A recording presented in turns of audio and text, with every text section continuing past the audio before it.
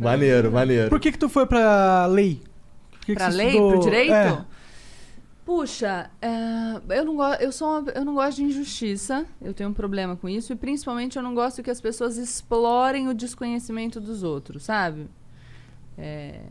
Então acho que eu pensei em ajudar de alguma maneira, eu sempre gostei muito de falar, eu fui um pouco pela psicologia também, então eu lembro de ter no ensino médio uma matéria que era psicologia social, e aí vou um pouco pela criminologia, meu trabalho tem muito a ver com isso, de entender como as pessoas funcionam, na comunicação eu trabalho com isso também.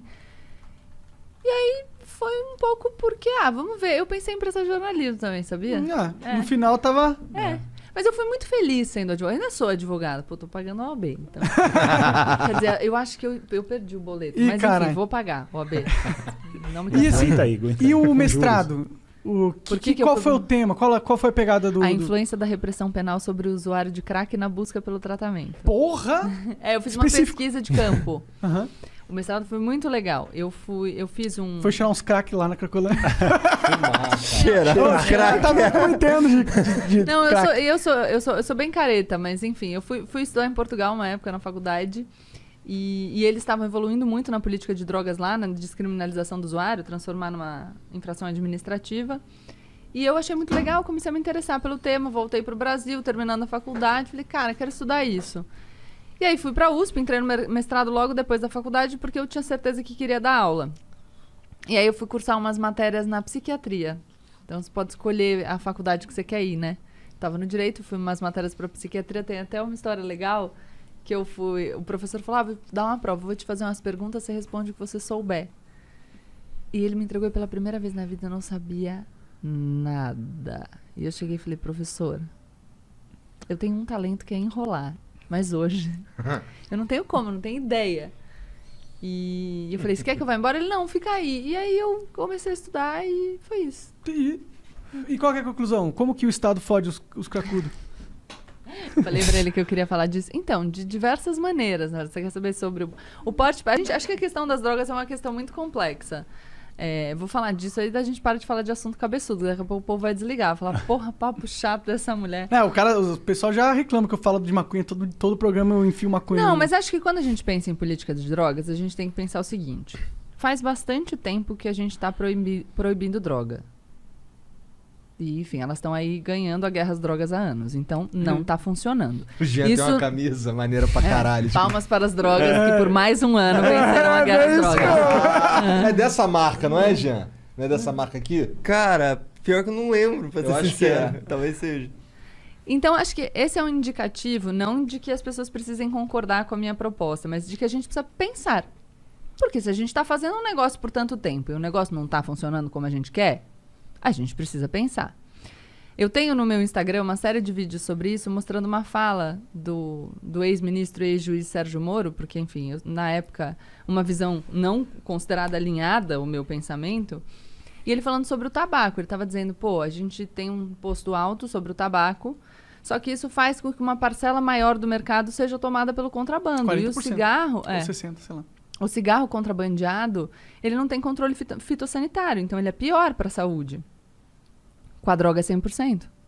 A gente não tem controle fitossanitário. O prensado é um lixo. Então, um lixo. O bem jurídico tutelado na linguagem do direito penal, aquilo que o crime previsto na lei de drogas protege, em tese, é a saúde pública.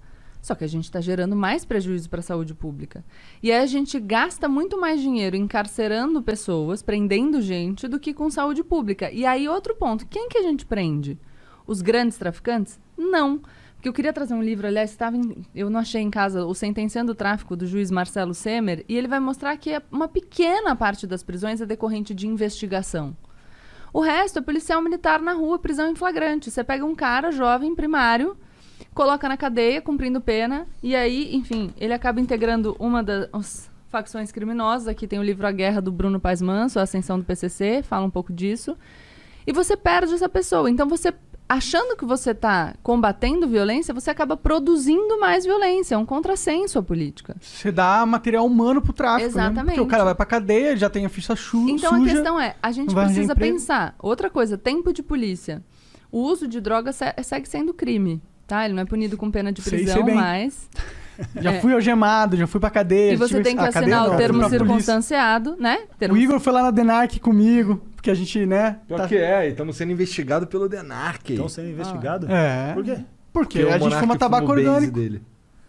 Mas aí você percebe? E, então, todo um dinheiro, gasto Usuário, público direcionado para isso... É incentivo, talvez. Gasto público direcionado para isso, enquanto a gente não consegue punir nem 10% dos homicídios no Brasil. Bom, não tem uma estatística que 40% das pessoas que estão presas não foram julgadas ainda? Muitas das pessoas... Não é meio absurdo isso? Pra mim parece um absurdo, crime contra a humanidade isso aí. É um absurdo isso, mas aí a gente tá falando de uma outra questão. Claro. Que tem a ver com lei de drogas também, porque a maioria dos presos em flagrante permanece preso, então tá preso cautelarmente até o final do processo. Mas se a gente pensar em total de população carcerária, você vai ter mais de 40% de presos por crimes relacionados a drogas. Você tem na população carcerária feminina 60%. E, de novo, não é o grande traficante. Então, é uma peça substituível. Sim. O que eu tô falando nós estamos gastando dinheiro, Enxugando a gente está gelo. gastando tempo de polícia e não está produzindo resultados. Então, a única coisa que eu enfim, defendo é que a gente pense com racionalidade.